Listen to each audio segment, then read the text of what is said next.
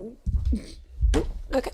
Good evening. Welcome to the press conference for Coco Gauff. Please raise your hand, state your name and organisation when asking your question. Coco, good to get that first win under your belt. Yeah, really happy with how I played today and happy to get through the first round here. Questions? Any questions? Coco, you said on Saturday that after last year, you said you could wish that yourself last year could see you now coming back to Wimbledon. What do you think that Coco would say after today's performance and the manner that you took to centre today? Yeah, she would be really happy. I think I was very nervous going into today. Obviously, there's sometimes when you do bad at a tournament, you kind of like let those same feelings creep in. But yeah, I just kind of was just trying to have fun and enjoy it. I don't know how many more times I'll get the chance to play on this special court, hopefully many more times, but I try not to take it for granted. How do you manage nerves and how do you deal with that when it comes in different situations? Yeah, it's kind of one of those mindsets is like, well, the worst that happened already last year. So worst case, you just have to live it twice. So yeah, that was just the mentality going into today. I mean, I think of your default mode is playing aggressive, right? And but does that have to get adjusted when you're playing on the grass? Like, I mean, I guess I'm thinking of like your backhand. You hit the crap out of your backhand, Yeah. and but sometimes maybe that isn't the best shot on grass. And like, is that a hard adjustment? And how do you accommodate for that when you're move onto the surface that doesn't always give you the shots you might want? Yeah, like today I had to use the slice a little bit, which I actually did pretty decent at. And yeah, it's something I don't like to practice, the slicing and all of that. But like my coach is right, like I use it a lot on grass because you never know the bounce you're going to get. But overall, I think being aggressive on grass is very crucial just because, once you're behind in the point, it's very hard to neutralize. So you kind of want to be the first person to strike. Is that something that Brad has pushed on you? He's a bit of a junk baller, right? Yeah, both Brad and JCA. Brad was really emphasizing using the forehand, like slice when it's super low, which I did a couple times today when she sliced. And yeah, on the backhand, it's kind of just my discretion and figure out. Sometimes I just improvise. It's not like I have a game plan on when to use the slice or when to not use it. It's just a feeling in the moment, and I don't always make the right decision. Lucy? You said that you were quite nervous coming into the match today. When you were done, especially after your results last year, did you feel like some sigh of relief, or like do you feel a lot more relaxed moving on to the tournament? Yeah, I definitely do feel a lot more relaxed going in now, getting through. I think the first round is always the most difficult hump in the tournament, especially when you're a favorite coming in or like a top seed. So I'm happy to get through that hump. Bill? Coco, can you talk about your mindset when you're playing in terms of when do you like to be intuitive, playing free, just going with the flow, and when do you focus on game plans, patterns? Can you just talk about those two different aspects in whatever way you want?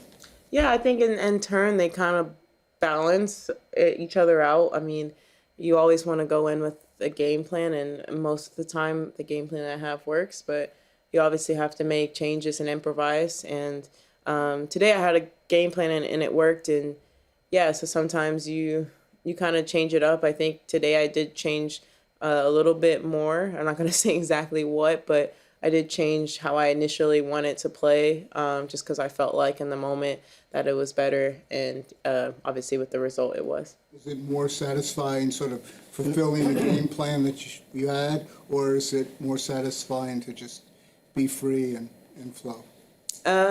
Whatever gets me the easy win, honestly, that's the most satisfying. But probably I would say maybe when the game plan works, because it's like, okay, I had a plan and I executed it. But playing freely it just feels fun, and like you feel like no matter what you do, it's gonna be right, and that's what I felt like today. Money? I've been watching a lot of practices in Orangi and seeing players. Yeah, I know. I've seen you. Had a couple practices. I saw you a couple times. Seeing players like calling their own lines, it made me curious. Have you ever been cheated by another player?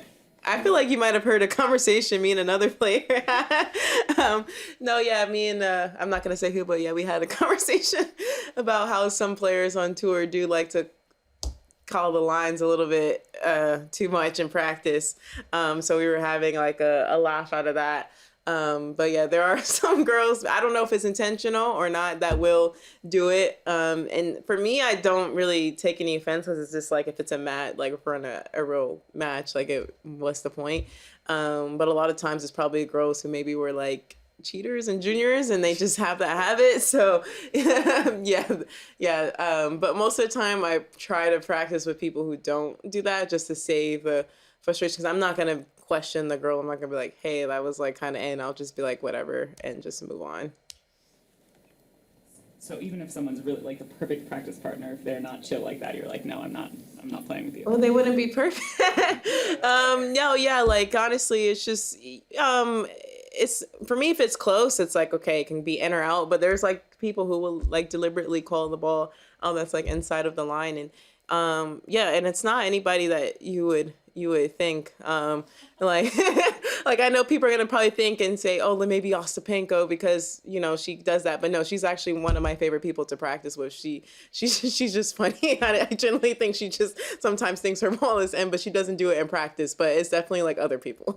I actually wanted to ask you about the Olympics.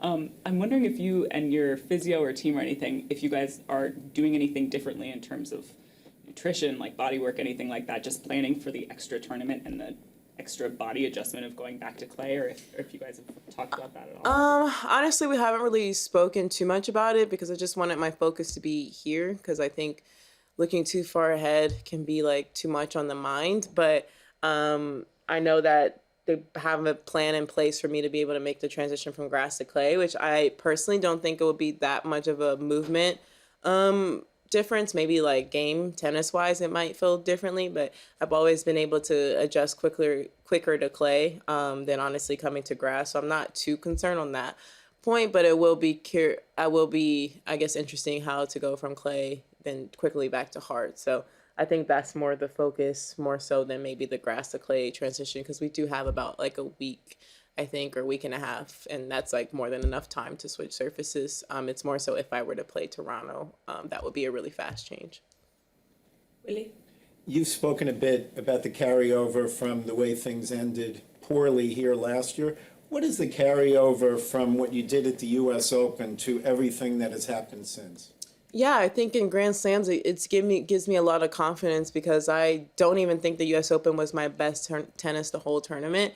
I had a lot of 3-set matches early on and obviously towards the end. And so it gives me a lot of confidence, and I feel like the last couple of slams, Australian and French, I think I won a lot of matches in straight sets in the earlier rounds of the tournament. So I think I'm just getting better at, I guess, taking care of business and trying to clean up and make sure that these matches don't go 3 sets, because in a third set, anything can happen really with your nerves, their nerves. Sometimes they are freer, especially if you're ranked higher. So I am trying to take more care of just getting through these earlier rounds in a more orderly fashion. But obviously, you can't control a win is a win too. Last question. There was big news, obviously, with Arina Rodionova pulling out this morning. You've had some huge battles at Grand Slams, and she's a big player in the draw. Do you think the draws now were open in your favour for you? I mean, I wouldn't have probably played her to the semis, so at that point, it's just like, this is semifinal of the Grand Slam. No matter who you play, it's going to be a tough person to play, but it is unfortunate that she had to pull out. She's always a contender in every slam and every surface. She's such a competitor, and I think she's a nice person, and I hate to, see her not be able to play, especially it being such a last minute type thing, because I think she was healthy up until Berlin. At least that's my understanding. So hopefully she's able to get back ready. I don't think she's playing Olympics, so she'll have some time, I think, to be ready for the hardcourt swing. Okay, thank you very much. Thank you.